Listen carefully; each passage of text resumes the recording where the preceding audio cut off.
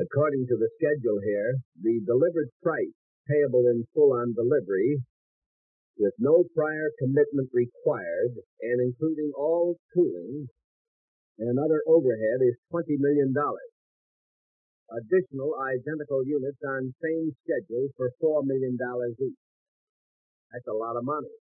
My name is Long John. We call this the party line.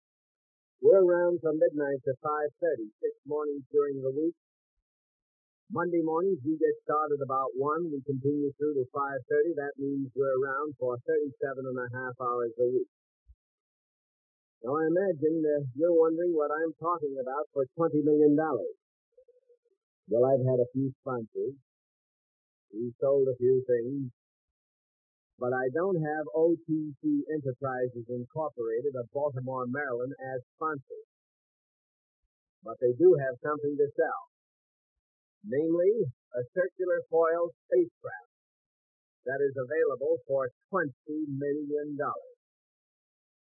We've talked about flying saucers on the program many times. And of course, we've talked with people who claim that they've been to other planets such as Venus, Mars. We've even had a man on the program that claims that he was on the moon during groundbreaking ceremonies, the day that they started to drill the hole, from the dark side to the light side of the moon. And we've had a lot of shall we say, interesting offbeat people. But tonight, it appears to me that we have two very, very solid citizens who represent OTC Enterprises, and according to all of the brochures, all of the booklets, everything that we have in front of us, and believe me, we've got a stack of material in front of us, plus miniature working models.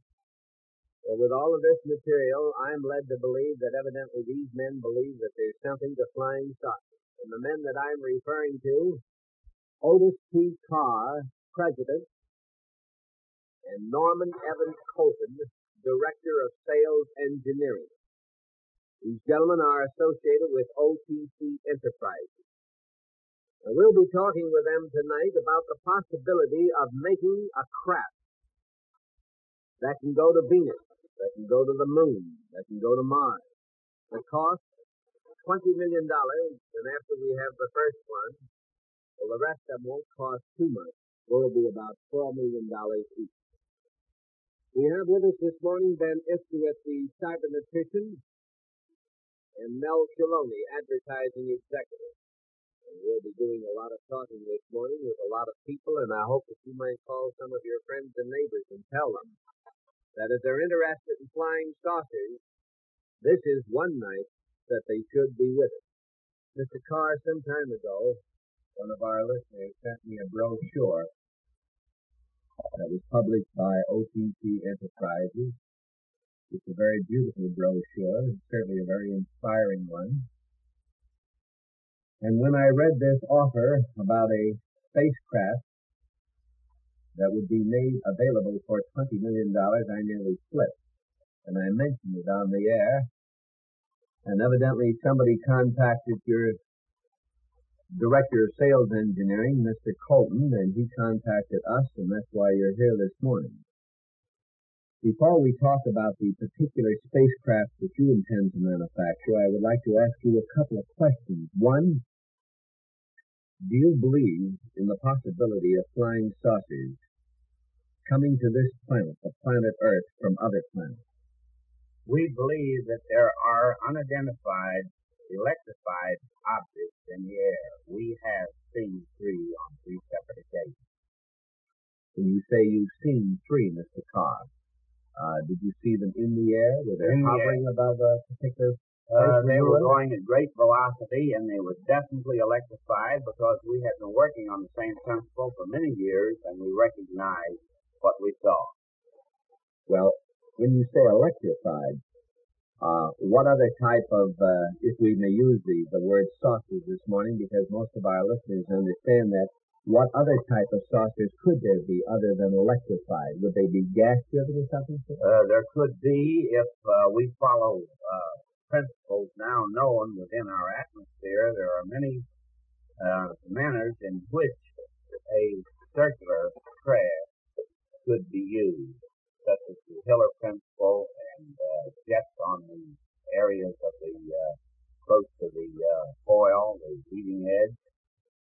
the instance of those which the three different ones which we saw in 1951 and 52 were definitely electrical, and they were very close to what we had already designed.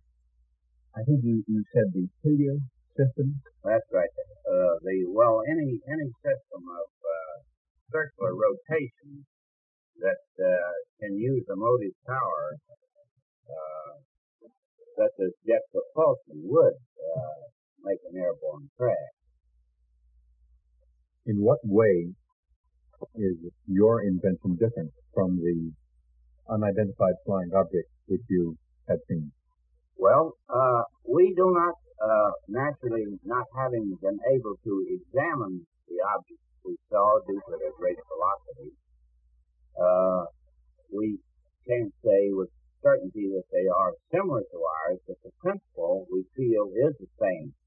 Our design utilizes gravity, electromagnetism, and electromotive force and a relative speed to get its functional operation.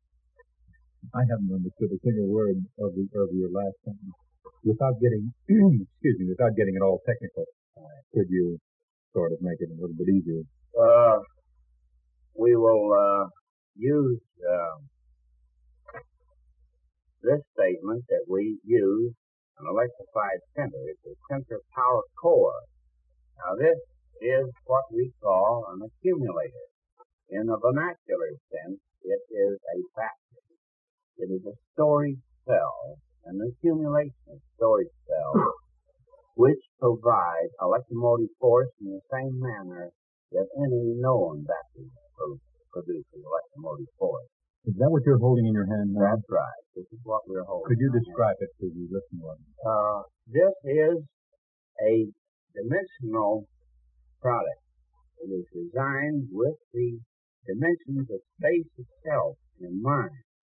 And we say that it is truly the geometric form space because it is completely round and completely square. Now, in this, surfaces are all round. But when we show it this way, the surfaces are square. It has been proven in scientific laboratories that the very smallest units of matter ever photographed under an electron microscope are square in shape. This has only been found out within the past couple of months. We have known it for years and applied this principle into an electrified system. This is the center power core of our space vehicle. Now, what makes this different and unique and novel from a battery is the fact that this is a piece of moving machinery. It rotates. Our average storage battery is an inanimate object set in an inertial spot, and then the electromotive force is conducted by wires from this battery to animate some object. Well, let me interrupt a moment, and I'll try to describe it further. Could you hand that to me, please? Yes, please.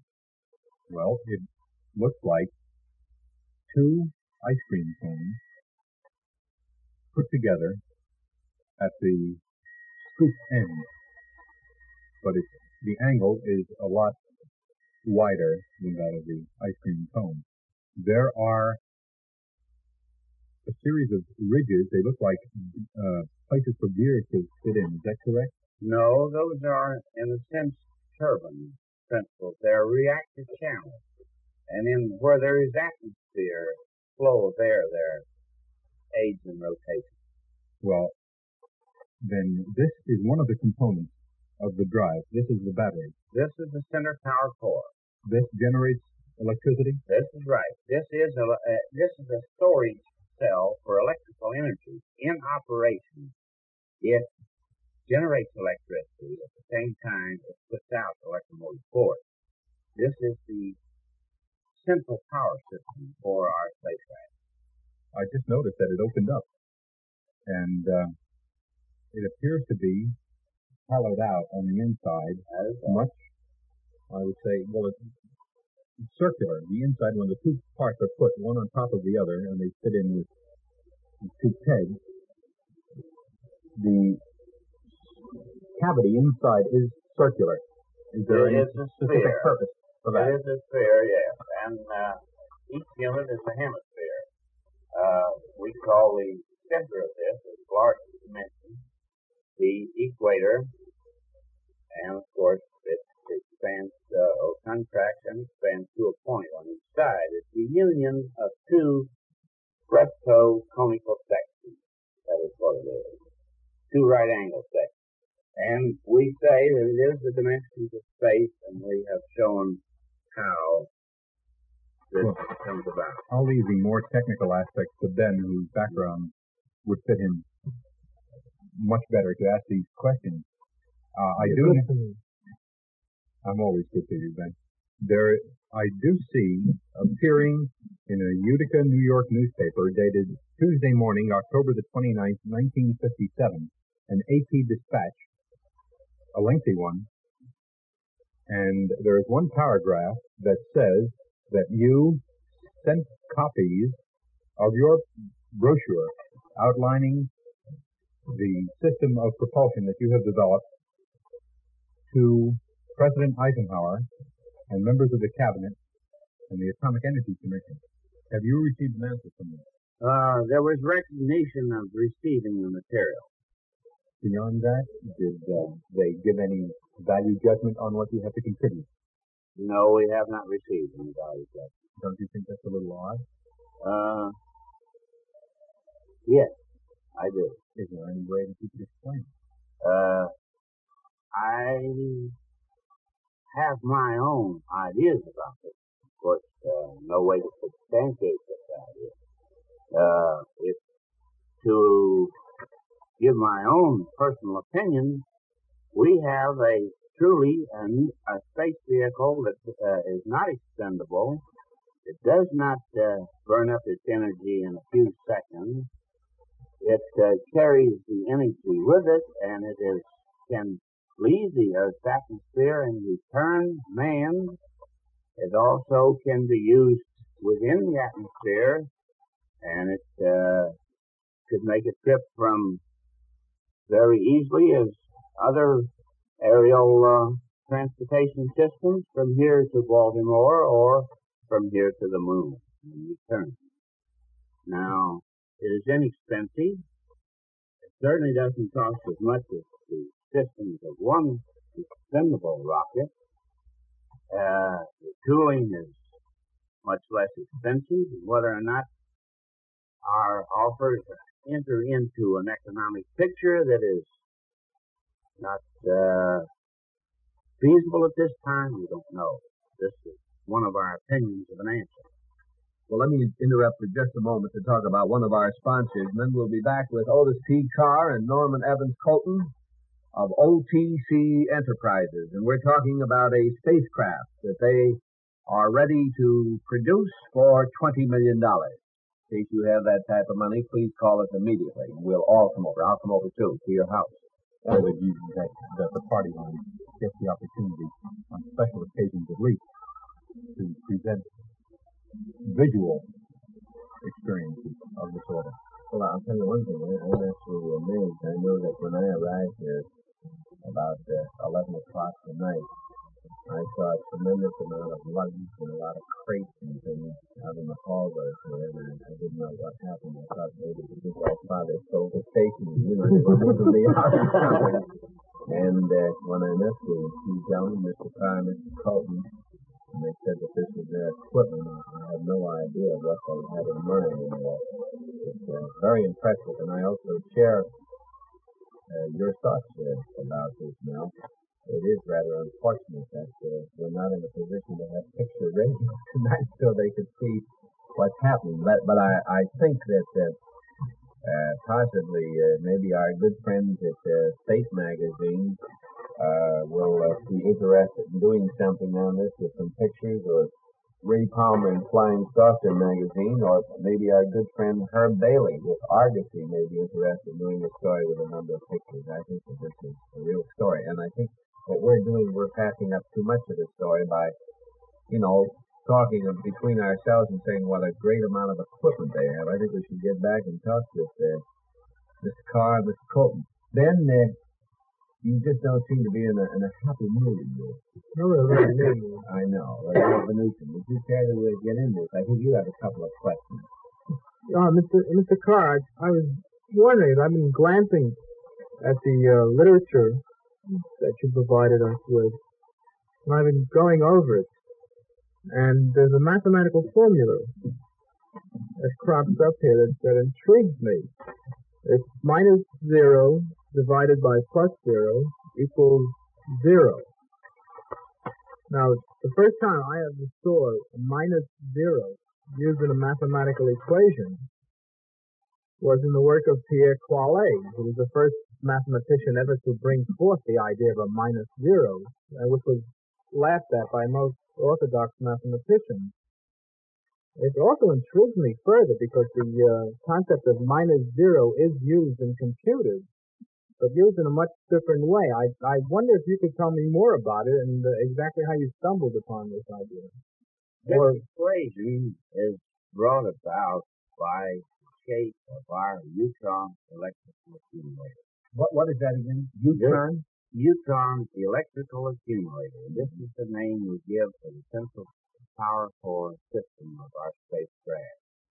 It is dimensional, as we have said, and in our operation of working models and in checkout of experiments, we had to find the formula that fits the reason for the actions and the reactions that we were getting. So, exploring nature and studying somewhat of the inspirational work of the great Dr. Albert Einstein on relativity, we came upon this formula of linear correlation. And when we study linear correlation in geometric form, we have to have a starting point. And this is, in reality, a point.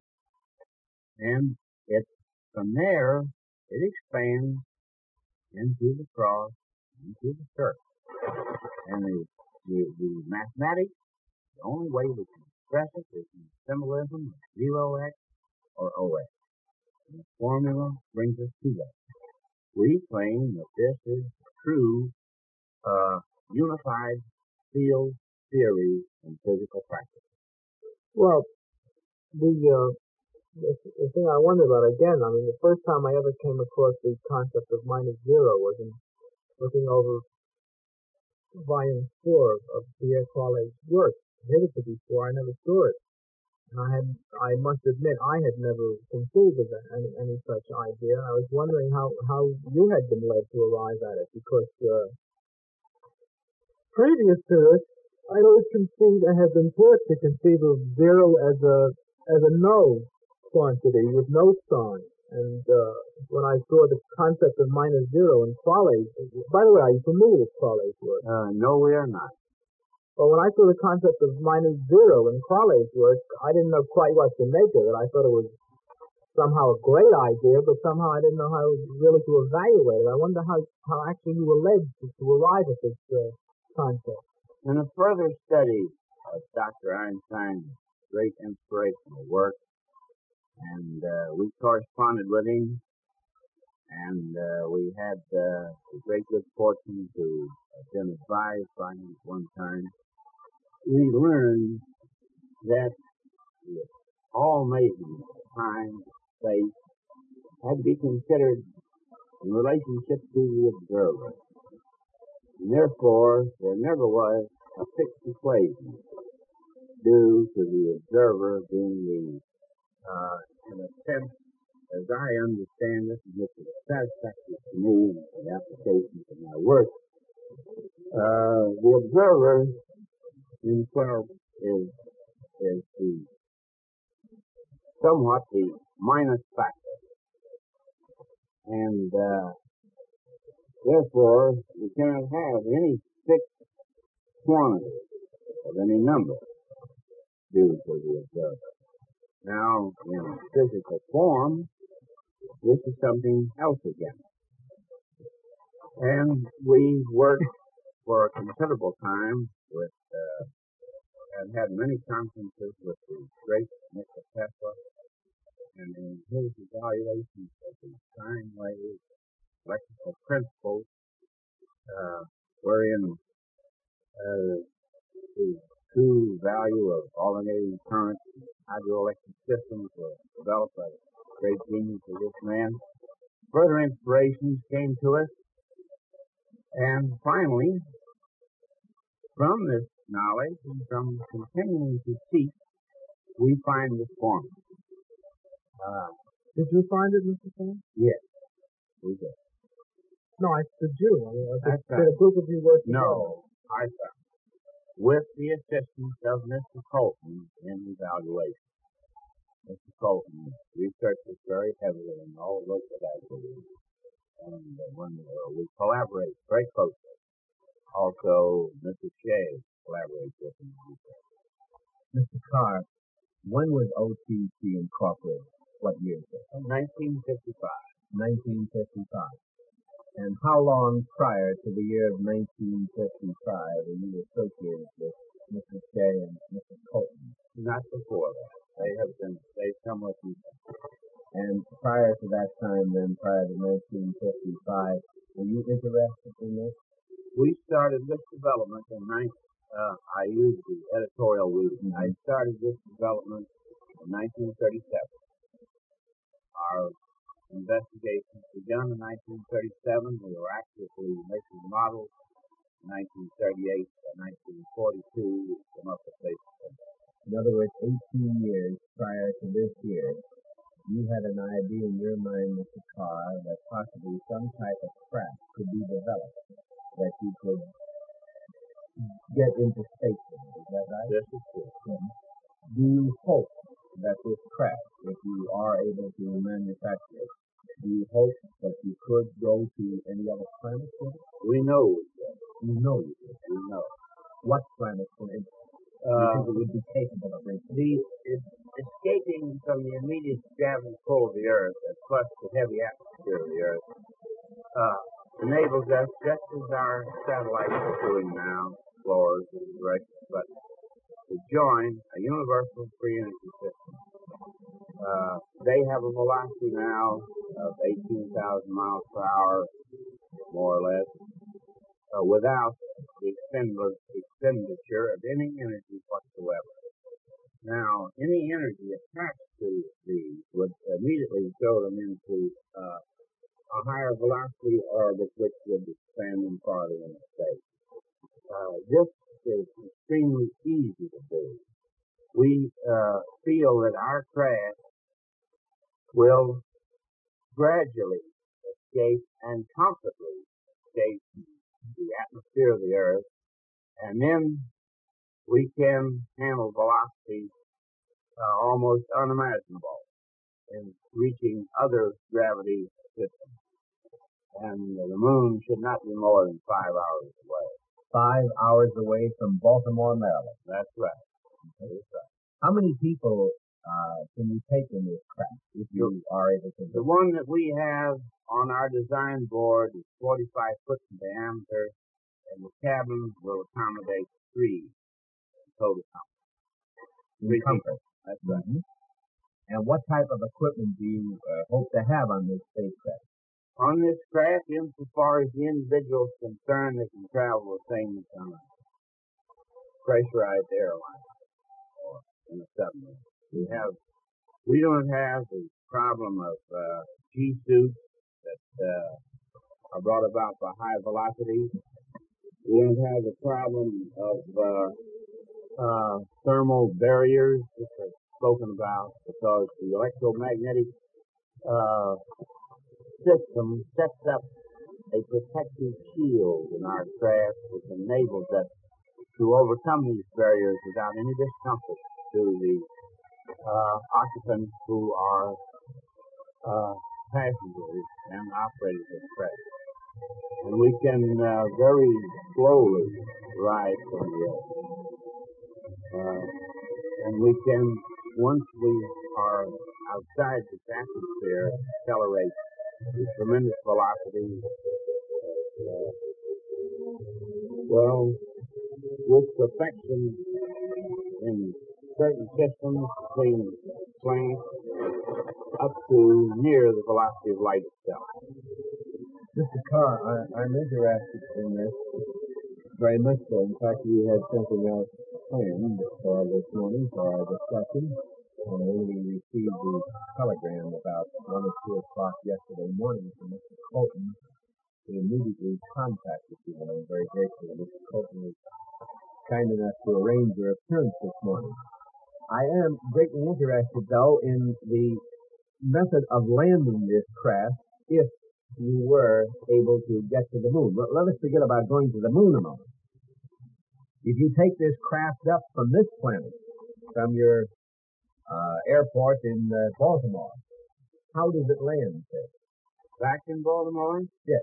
Very simply, we can rise at a very slow velocity of 100 feet a minute or less, and we can sit down as gently as a feather, because we have joined.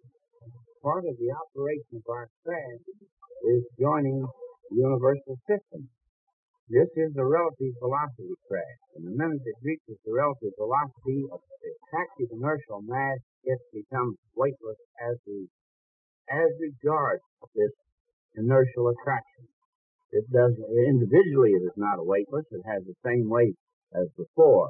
But when it reaches a relative rotation, it becomes an independent system, just as a planet is an independent system. Is there any gravitational pull at this point, sir? None whatsoever. What happens to the occupants of the spacecraft if there's no gravitational pull? They are perfectly comfortable inside the craft. Well, I mean, are their heads on the ceiling, or are not they at all lying on the wall, or what? Not at all. They will have the same feeling of pressure of weight that they have right now, because we will maintain as near as possible the atmospheric pressure of the Earth at sea level within inside the cabin. Well, this is very technical for me, Mr. Carr, so please accept my apologies for being rather stupid and ignorant in my line of questioning this morning. I am under the impression that the only reason I am able to sit in this chair at the present time and remain in this position is because of gravitational pull. Am I correct in that? This is WOR Radio, your station in New York, 710 on the dial. Now, we have this at around 14 pounds per square inch within our atmosphere. Now, when you say we have this, what are you referring to? Well, I mean, right here you mean now. like in this room? That's this right. Studio, yes. So, men have been able to be sealed off away from such a condition, and then artificially this atmospheric pressure, such as pressurizing the cabin, is maintained. We have it very well in submarines. The system technically that is used in a submarine is all that is necessary to be used in our craft. Oh, in other words, undersea, where a submarine may be, there is no gravitational pull. Is that what you're saying? There is gravitational pull at all times, yes. But we're speaking about the atmosphere of the particular occupant inside a sealed unit. Well, is that necessary to keep the occupants in the position that they desire? This is the atmospheric condition? Absolutely, because in a vacuum, they are at the mercy of any velocity. What would happen, sir, if you had some type of instrument that you could turn on at the present time to eliminate the gravitational pull that we assume is in this room? What would happen to me, sir? Well, you would, in a sense, become very buoyant. And this is not in itself, it may be a novelty, but it certainly does not have any disastrous effect on people. Would I still remain in this position? You could, but any movement could very quickly move you out of it. Would our pads and papers and pencils and the picture and thing and the mics remain in this position? Until they were brought into any movement. Then any movement would immediately make them buoyant themselves. Well, then let me ask you this, sir. I have an ordinary lead pencil in my hand now. If I hold this up in the air and if I release the pressure of my fingers from the body of this pencil, the pencil will automatically fall to the table because of the gravitational pull, right? This is true.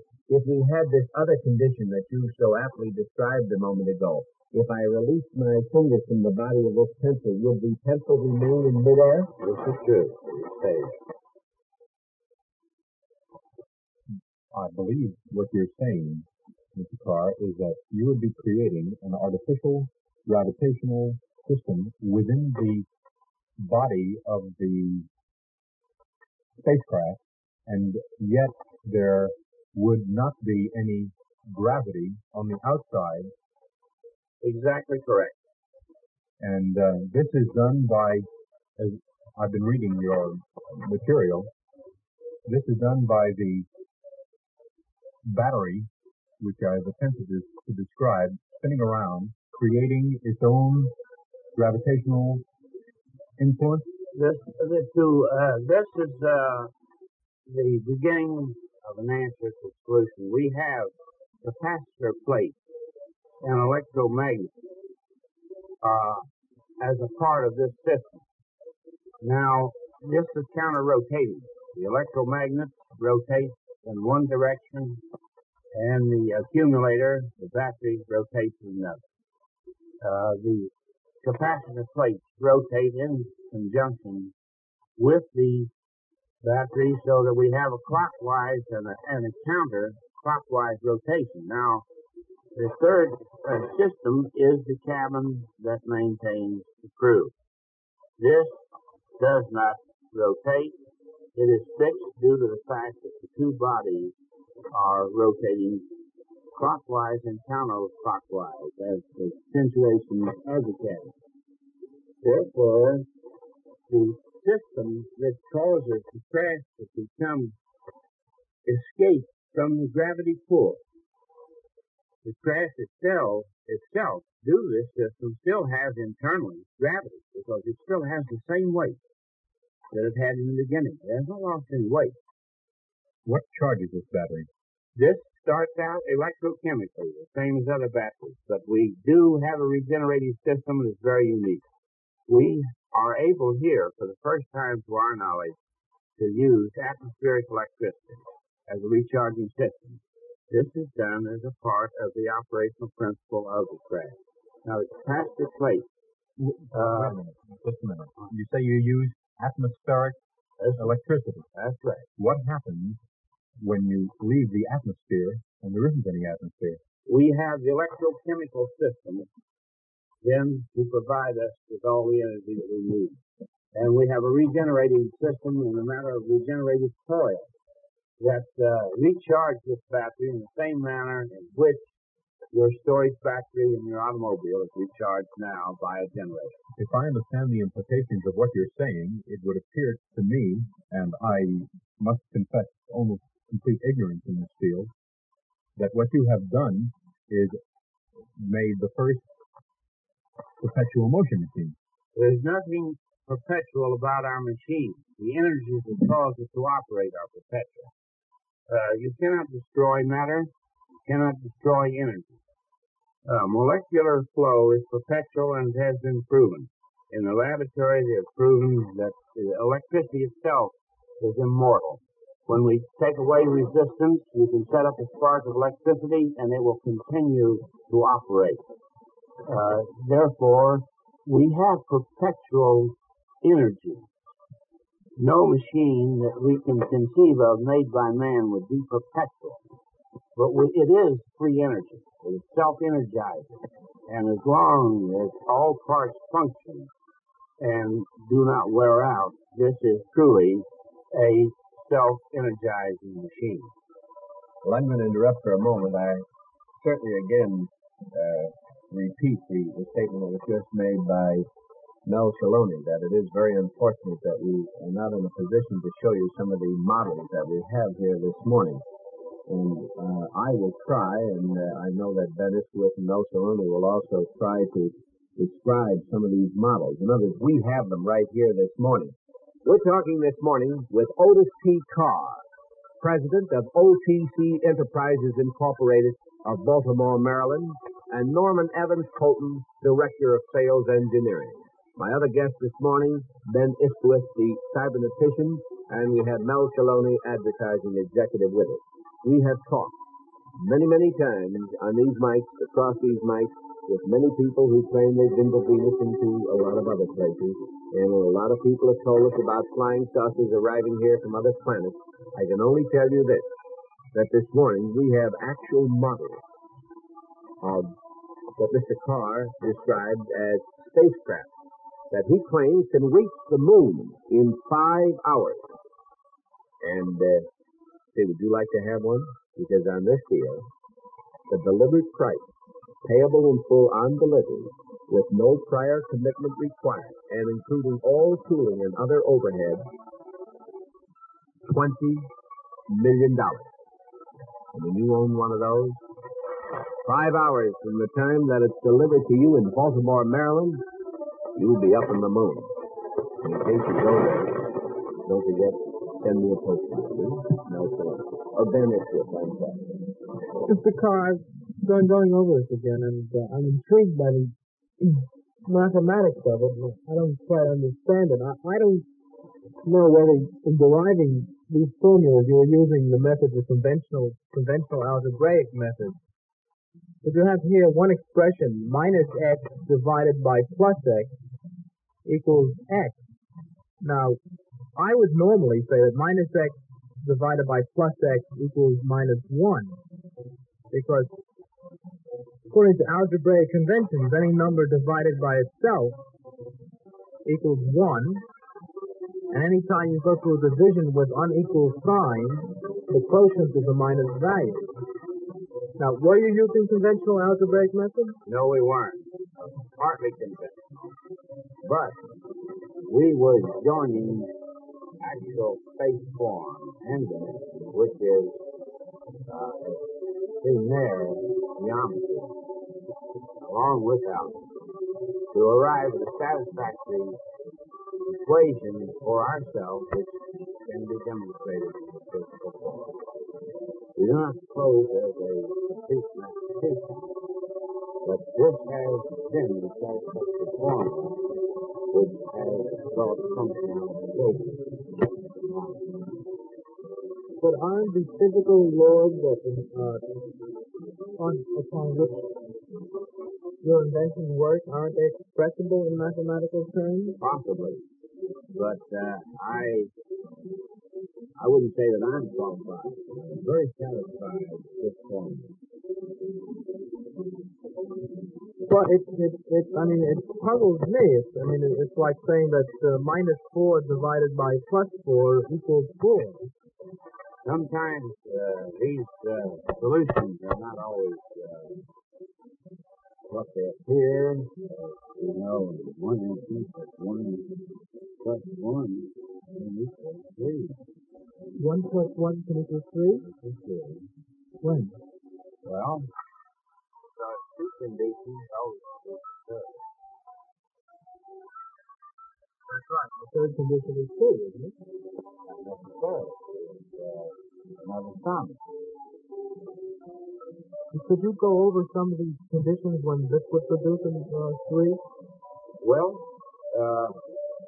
if one condition operates one way, another condition operates another way, and when they're joined, then you have another condition, the sum is 3. Well, that's a little bit over my head.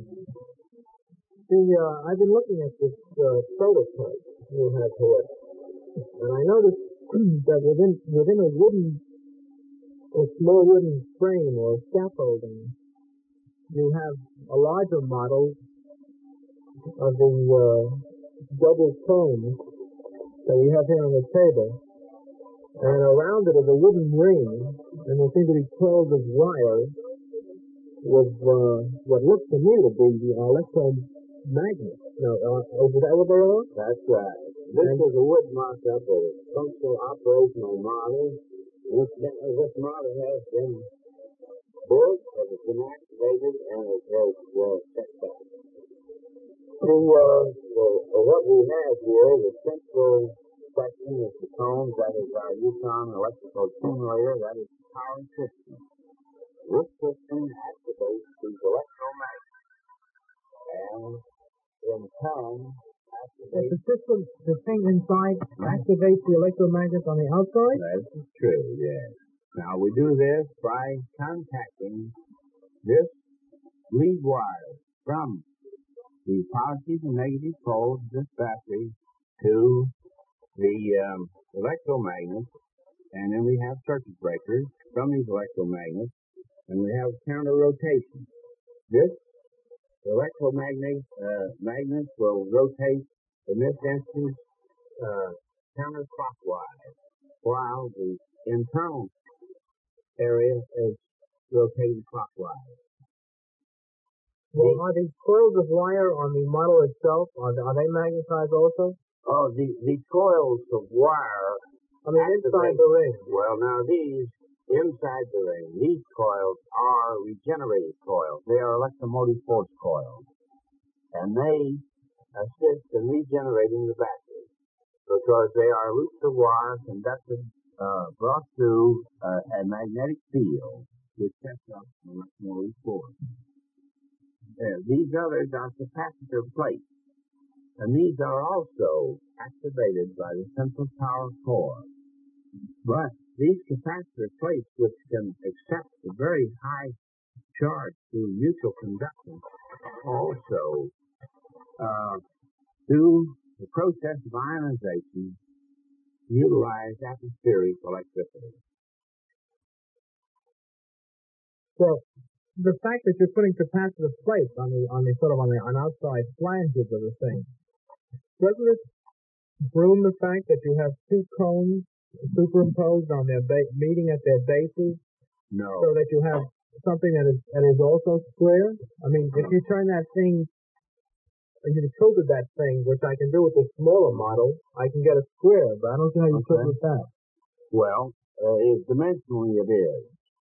It is square in these dimensions.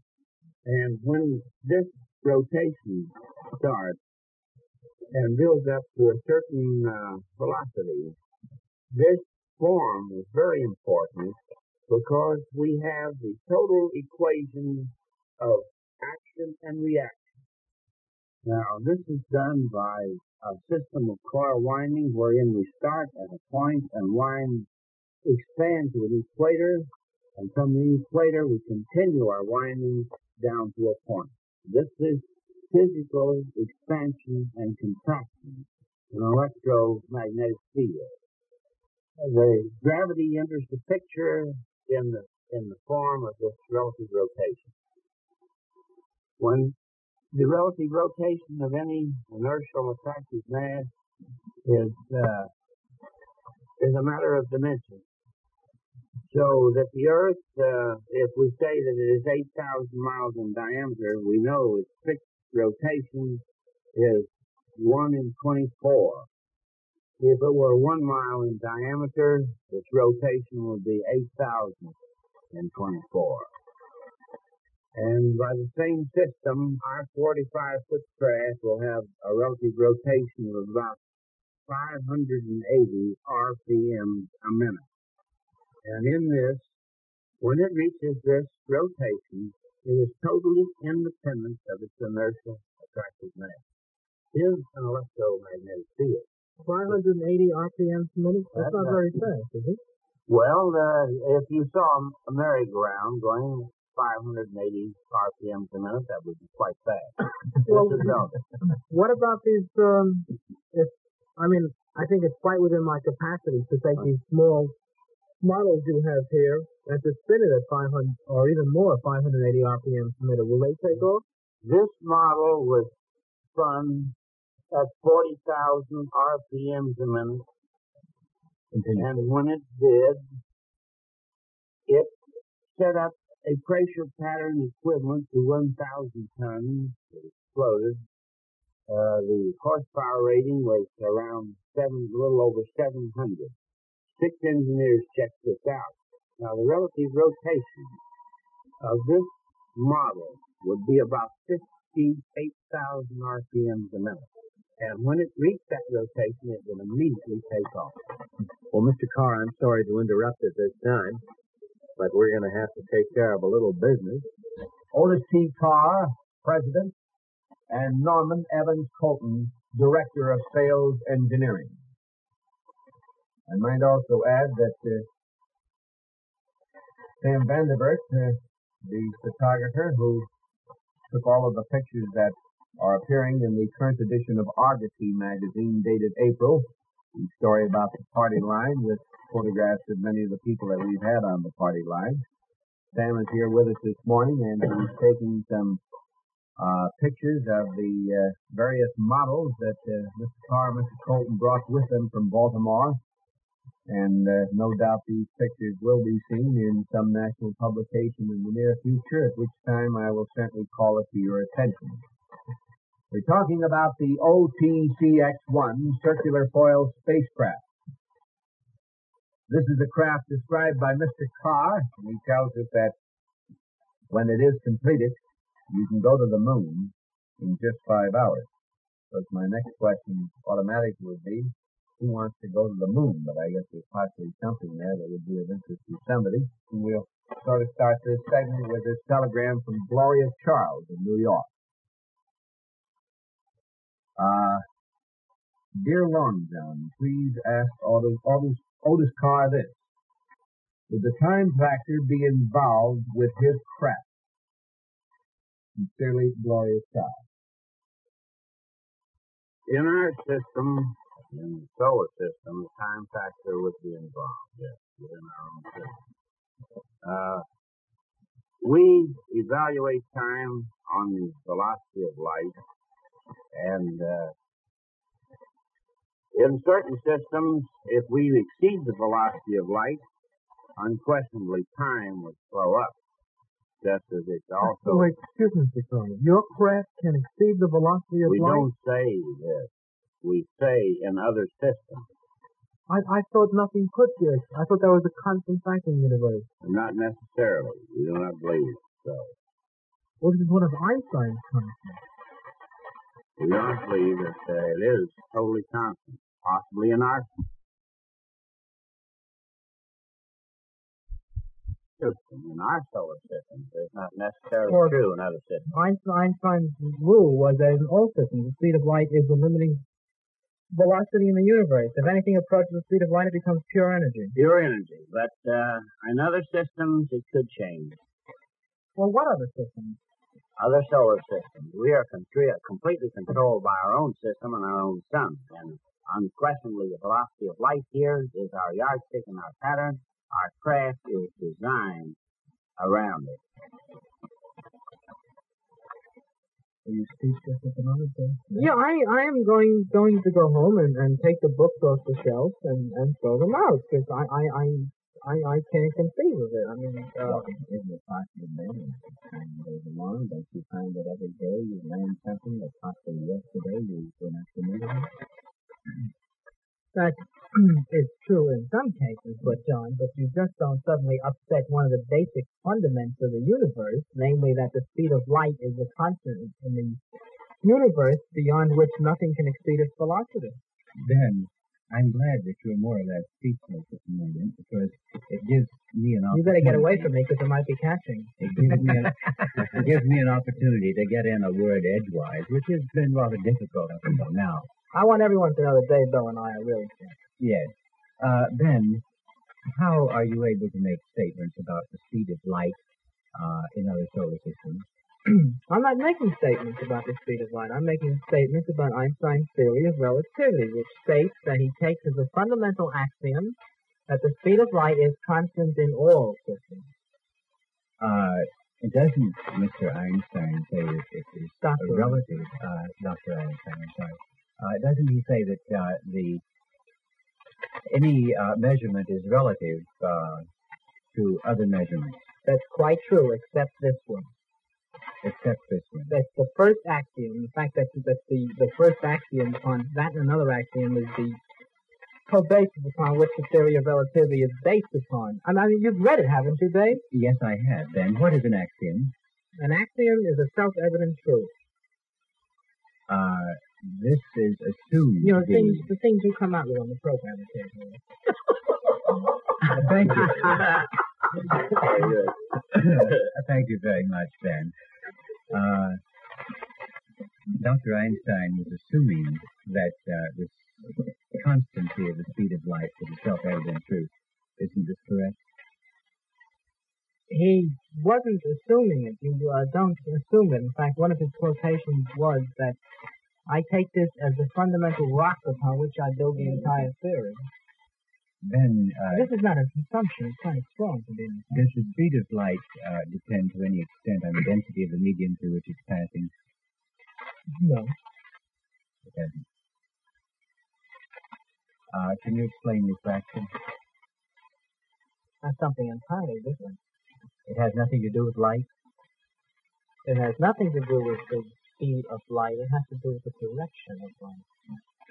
Then why is it that a light beam is bent when it passes at an angle other than 90 degrees from a medium of one density into a medium of another density? It's being bent. It's not being slowed down.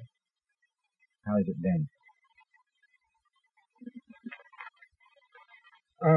My specialty was not optics.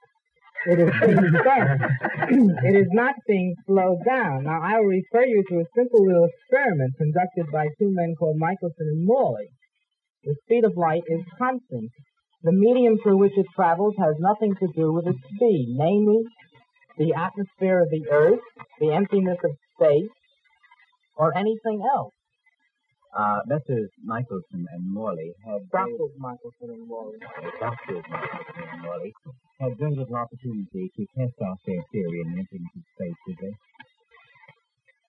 What isn't it? Light travels through the emptiness.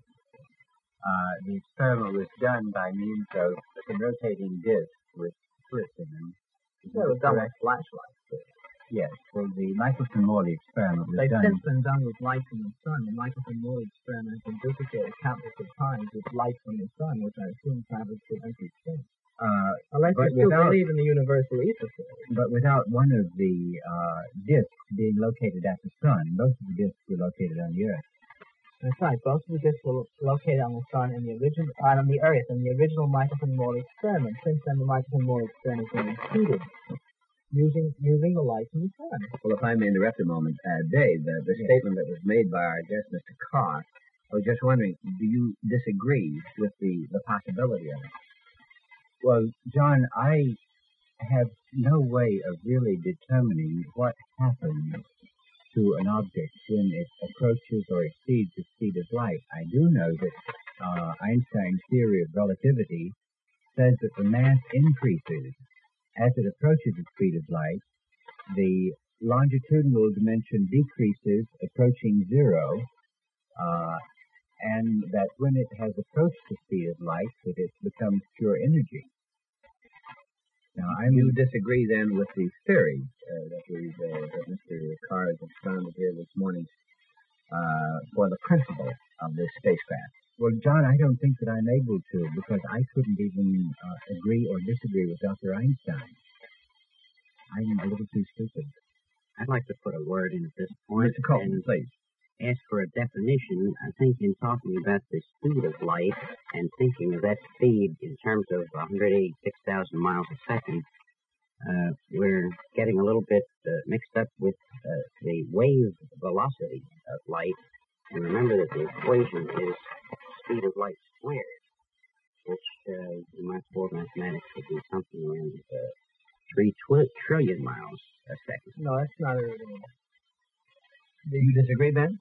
No, Light is traveling at a forward velocity in a wave motion, and so that the total velocity is far in excess of 186,000 miles a second. No, you are perhaps thinking of the famous formula E equals mc squared, which is not a measurement of the speed of light. It's the expression of how much energy is released by matter being changed into energy.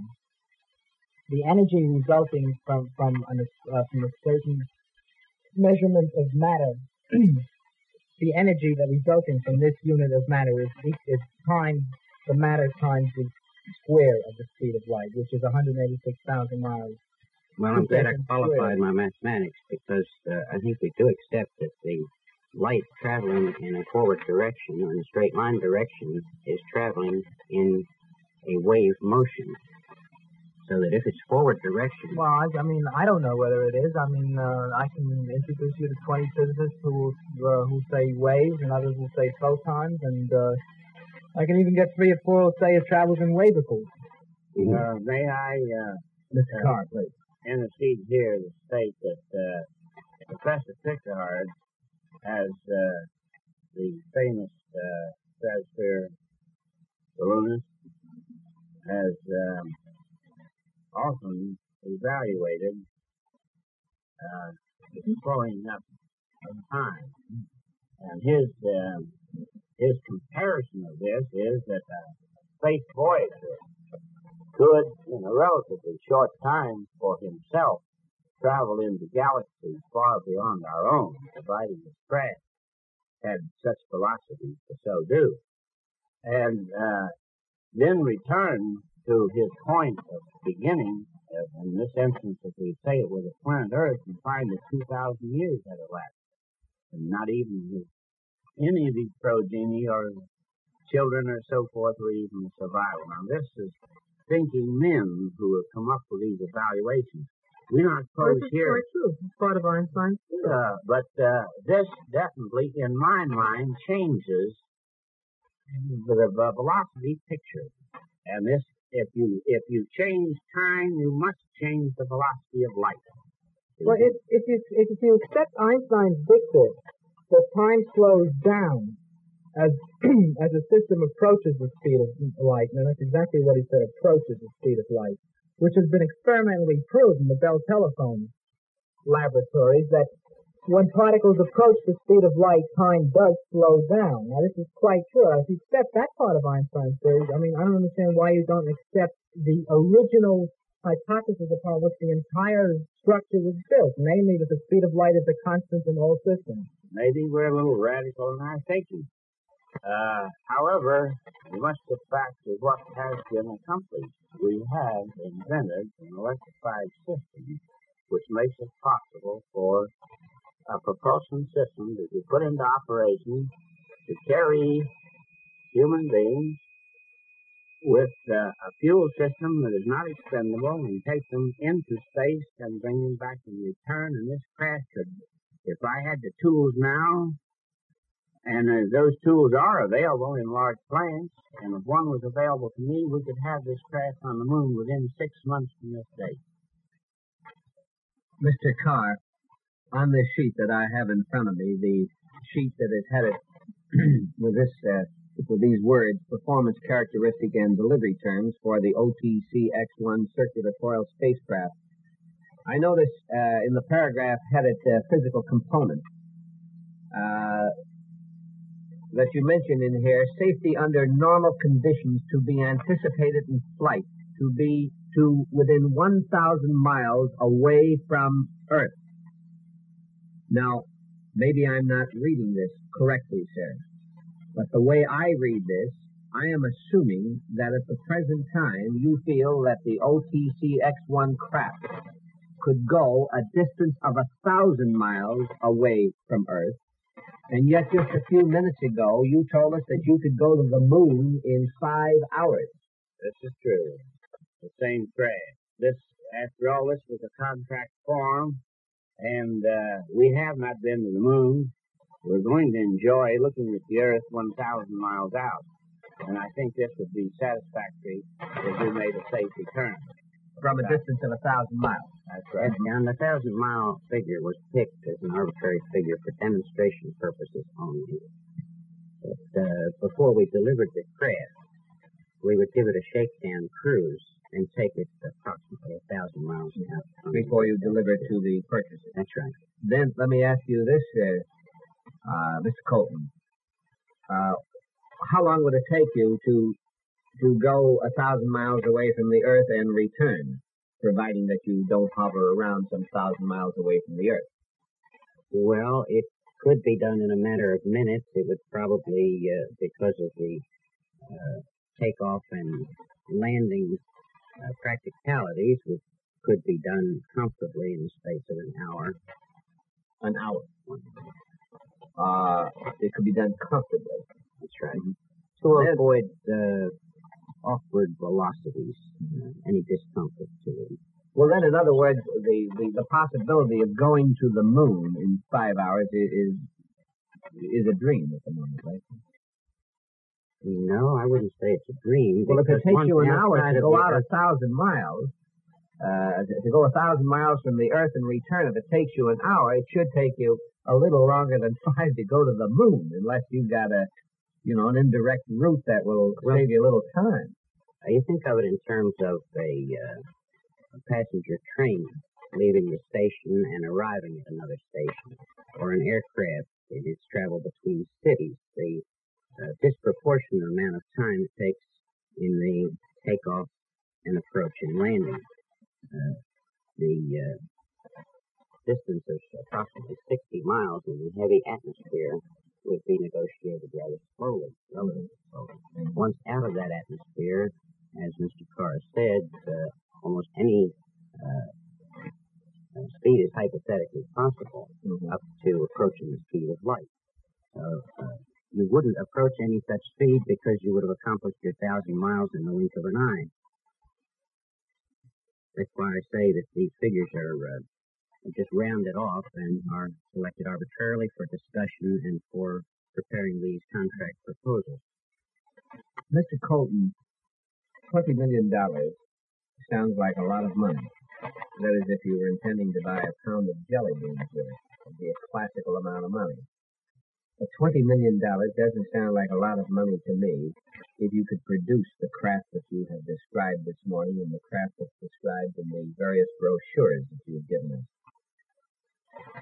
Do you have any idea in your mind why some of our big aeronautical concerns, Fairchild, Lockheed, I don't know the names of all of them, there are certainly numerous ones, why is it that they haven't taken advantage of this opportunity to invest some $20 million? And it's quite possible that it wouldn't cost them $20 million if they have some of the equipment, as Mr. Carr has suggested. There are some tools that are available in other plants. Up to the present time, perhaps the total and very simple answer is that we haven't approached them directly with an offer to fabricate craft for them. We haven't offered to sell them anything yet. Well, you were incorporated in 55, right, sir? Yes, sir. And I imagine that you have made some efforts to get some money to be able to build your plant? Yes, our only formal proposals to construct these craft up to the present time have all been directed to government agencies. In other words, this particular sheet that I have in front of me with this offer, such as the performance factor, the physical component, and the delivered price and the delivery and so forth and so on, this is offered only to the government? Up to this time, it has been offered only to the government. When you say up to this time, you mean up to the year 58? Yes. Is there any reason why the offer was limited to only the government?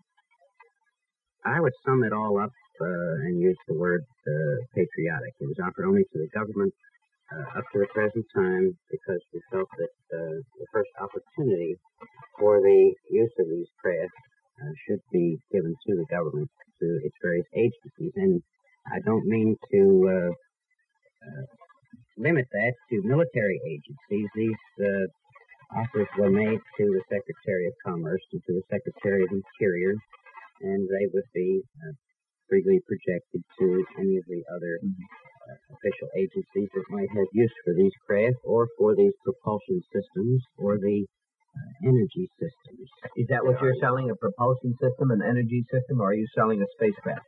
Well, we've been talking about spacecraft exclusively tonight so far, but this same power package, which will energize and propel a circular foil spacecraft, can also produce electric current or mechanical motion through gears and pulleys and conventional motion arrangements.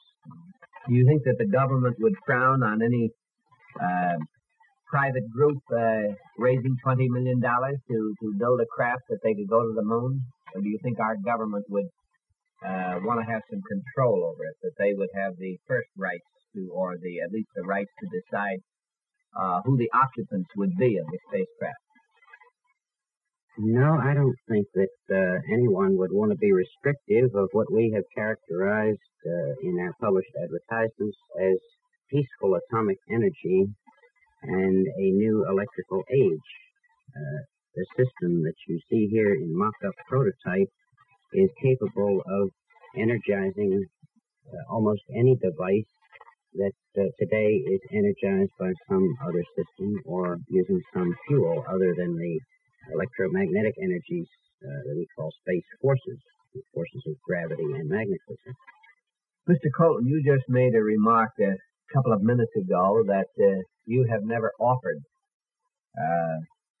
this plan, this proposition to any aeronautical companies, right? That is correct. Not in a formal manner. In a formal manner. I would assume, though, that almost all of the large aircraft companies must be aware of OTC. The fact that I do a little bit for 5.5 hours on radio at night, and if I'm aware of OTC Enterprises, I imagine that some of the men over at Fairchild and Lockheed and Wright and places like that must have heard of OTC Enterprises. Well, I would say frankly that I know that some have, and when I use terms like formally and officially, I'm not trying to be devious. It's that our visits from aircraft people so far have been informal and exploratory visits from employees who spoke only for themselves. We've had a lot of mail from employees of aircraft manufacturing companies. But not from the principal? Not from the principals. Isn't that a little shocking, sir? Well, I prefer not to characterize it. I don't know what the reason might be. Do you think that we're being kidded by our government, or do you really believe that the government is interested in getting to the moon? And if you've got a piece of equipment here that can be manufactured for a small amount of money, like $20 million, which is a drop in the bucket in my book, and that you can go to the moon in 5 hours, what are they playing for down at Cape Canaveral? What's all this time being wasted? I mean, if you really have it, Mr. Colton, I don't know. In other words, I see a mock-up here, and it's an interesting gadget, to say the least, and I've seen your brochures, and they're very attractive. They're mouth-watering, to say the least. I agree with you, and my answer to that would be only opinion and would be purely conjectural.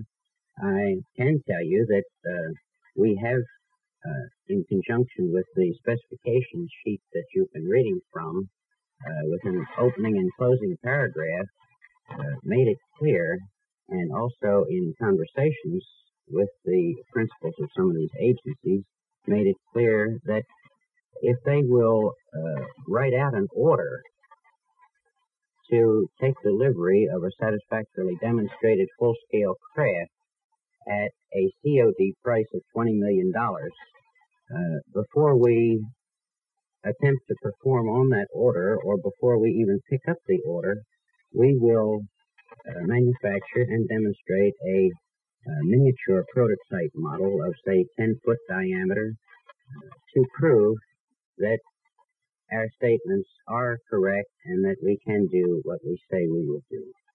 My guest this morning, Otis P. Carr, president of OTC Enterprises Incorporated of Baltimore, Maryland, and Norman Evans Colton, director of sales engineering of OTC Enterprises. Ben Iskowitz is with us, Dave Bell, Mel Shaloney, and I had another mic set up. Believe me, I mentioned earlier, I said 9 chances out of 10, when Roy is finished with his last performance, he possibly wants, you want to join for a moment, Roy? Grab a seat. While Roy Benson, the boy comic, is joining us, I want to put this, you want to connect that for me there, please? Thank you. Roy Benson is with us. Stopped over after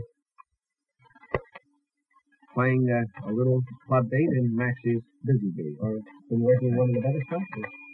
No, the telecast. Who's the telecast? Oh, yeah? Yeah. Jack Carr show. Oh, were you on tonight? Yeah. I didn't. I thought I was kidding you for a moment. I didn't know you were over it on this part. I thought you were during the week. Well, I had to pitch some Sandallies on 40th. This is a very interesting looking model here, you know? Isn't it a fascinating thing? When do we take off?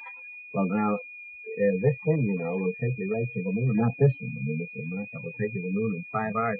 I'd like to just give you a few facts about this, the performance factor. OTC Enterprises Incorporated will demonstrate that the OTC-X1 craft will depart from any specified location in the continental United States, orbit one or more times outside the Earth's atmosphere, and land its crew safely within the inner rotunda courtyard of the Pentagon building in Washington or at any other location best suited to public observation.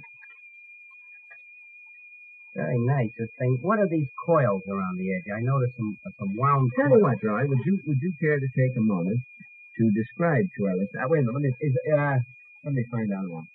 Al, is he on mic all right? Roy? Fine. Well, I'll do. You want to describe yes, this? I'll do the best I can. Now, this is to describe this thing as best I can. Imagine, if you will, a circle about 16, 17, 18 inches in diameter. Two circles that sort of form, sort of a colonnade. In other words, one circle thing over another circle thing. And then, from the top of the circle and coming down from the bottom of the circle are two cones. In other words, one is up like a round pyramid, and the other one's like an inverted round pyramid. There are a number of what appear to be copper-wound coils around the edge of it. If you looked at it head-on, it would look like an old-fashioned airplane engine, more or less. And then there's sort of a framework on the top, and underneath there are sort of braces.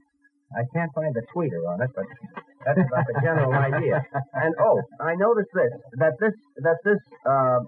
these cones that are placed mouth to mouth, with some coils and what appear to be on the edge. The coils are on the edge of the thing. It revolves within this structure. It's the only way I can describe it. It's a tough thing to describe, actually, I think. And if I had BCA training, I could probably do much better. That's my problem, too. I haven't got BCA training. Well, now, what is this one, Mr. Colton, that you have over here?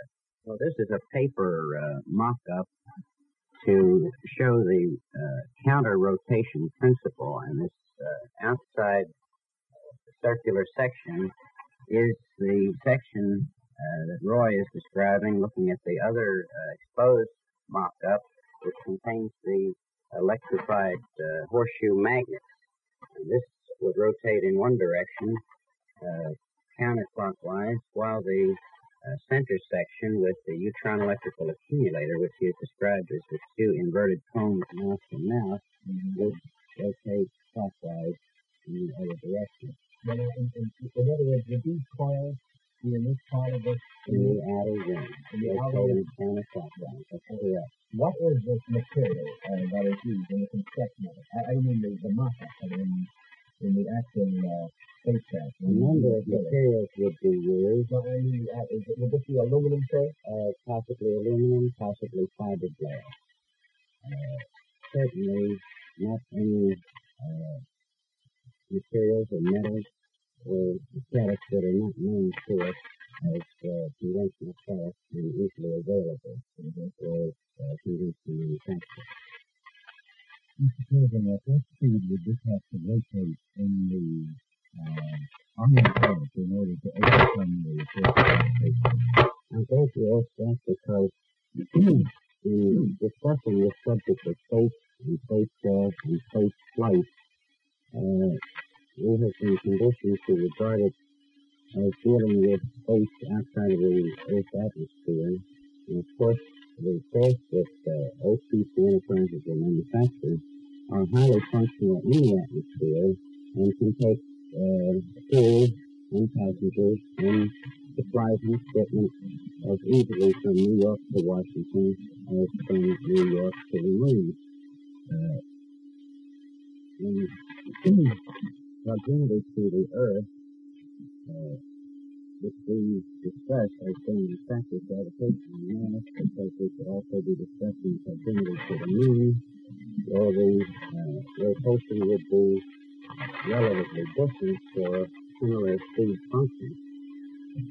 In proximity to the Earth, our craft, as specified in the sheet John's been reading from, which would be about a 45-foot diameter craft, would have a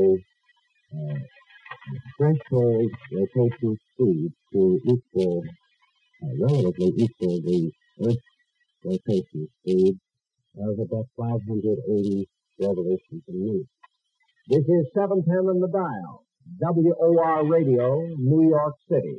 Which, as we described it, the molecular gives this relative weightlessness. When you say 580 RPM, do you mean that the outer ring is rotating in one direction, 580 RPM, and the inner cone is rotating in the other direction at the same speed, giving a total rotation of one relative to the other of 1160? You have it exactly. Although I don't know that the 1160 has any bearing on that.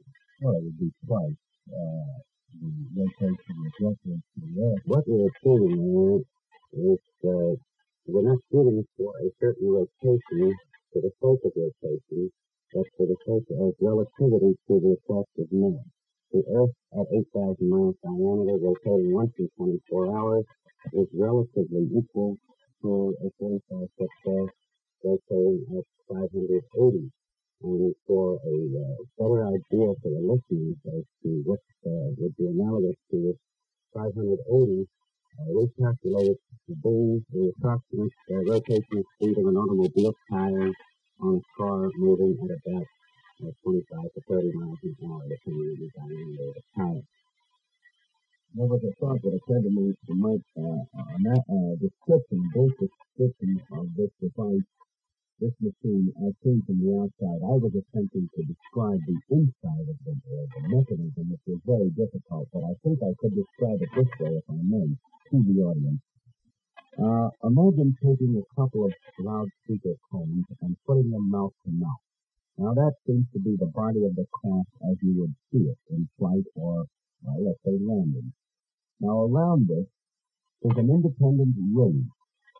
Running through from the top to the bottom is an axis, and the axis is braced through the ring, so that these two mouth-to-mouth speaker cones revolve inside the ring and on its axis. Am I correct or fairly correct in that? Because just to give them a picture, It's a very good picture. just a rough idea. In its totality, of course, it looks like what is commonly described as a flying saucer. Yes. Sort of in a way, it's like a flying saucer. It sort of reminds me of a gyroscope. That is a good analogy, too. This craft, among other things, has tremendous structural stability because all of its motion is around its own central axis, so that it would be completely vibrationless, and it would not have the stresses and strains of other types of moving vehicles that we're acquainted with. Well, I missed, unfortunately, part of the show. Have you described the basic principle of the thing? Yes, Mr. Carr described the basic principle and the relationships of electricity and electromagnetism and kinetic force and mechanical motion as they are employed in the assembly of units that you were describing in the other wooden mock-up. Well, could a let's say, a small craft be made to take off at least? In other words, could this thing be made at this time on a small scale and made to take off as an experiment? Mr. Carr has estimated that we plan to build a prototype model as a demonstration device. Now, I would like to state that 6 operational models have been built by me and tested. Each one became airborne. One was lost entirely. The escape. We had the control system and this one didn't function. Mm-hmm. This has already been done. I see. Years ago, a man showed me just 2 cross pieces. This is no relation to Homer Boomer. There were 2 pieces of balsa wood curved slightly upward. So you see, seeing them. Seeing these 2, and just like an X shape, and connected with an ordinary rubber band, and he would spin them. Now, this is when I was a kid. You know how long ago that was. As he would bring it, this thing would take off and go up very nicely and then just gently descend to the ground. And so it's not surprising to me that a thing like this is quite feasible. As a matter of fact, look at the fantastic flying platform. I think the Navy has something to do with it. But he just described the principle of it. Yeah.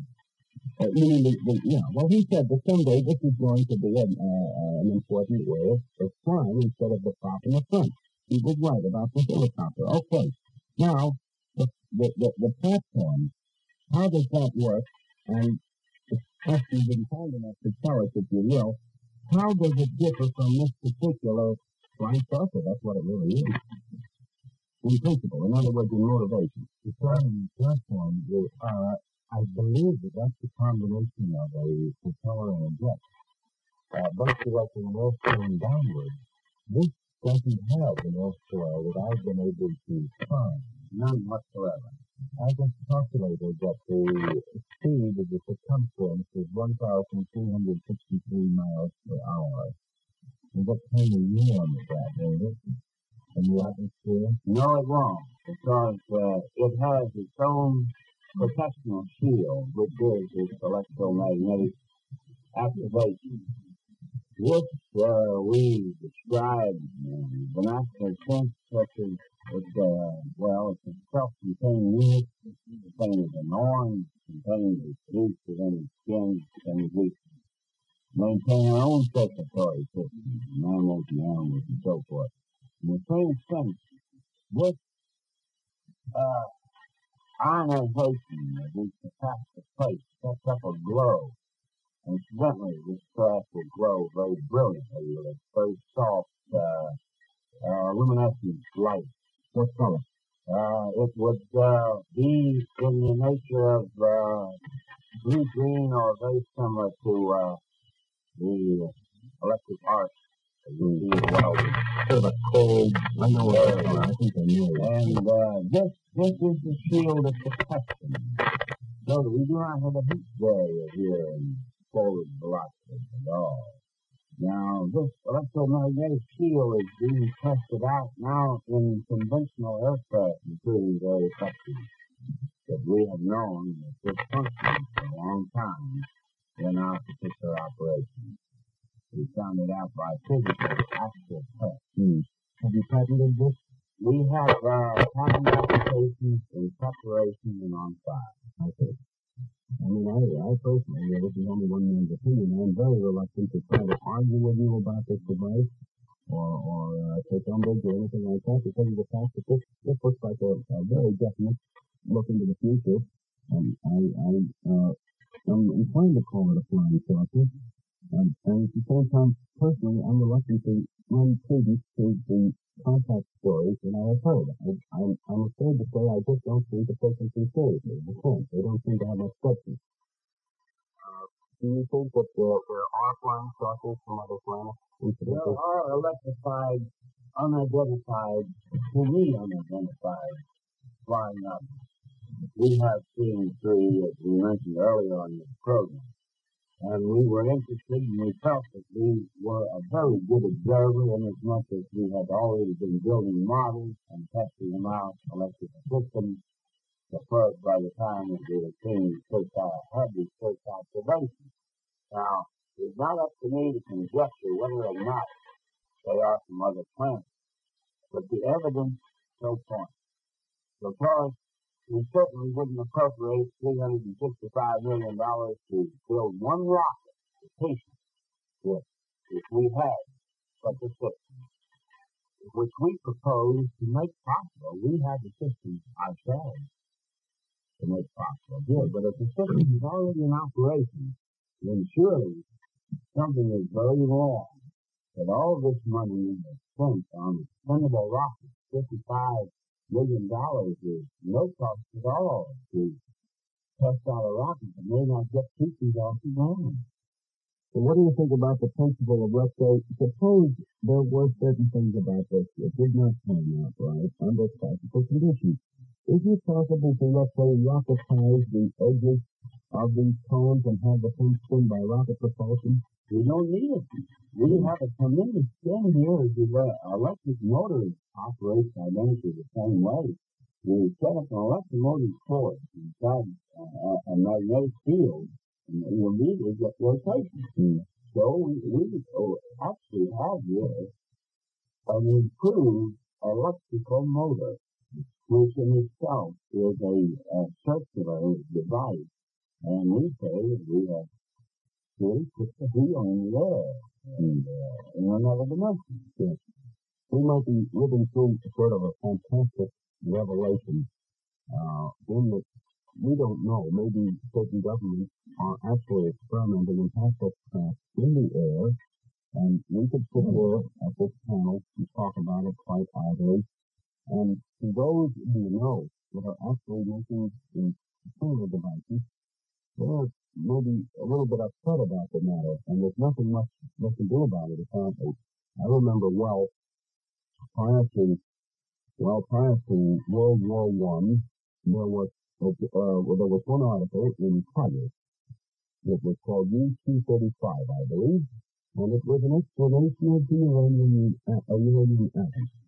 Now, during the war, one article written in good faith, nobody plotted anything or anything like that. There was an article called "The Atom Gives Up." This was published in the Saturday Evening Post, and it was.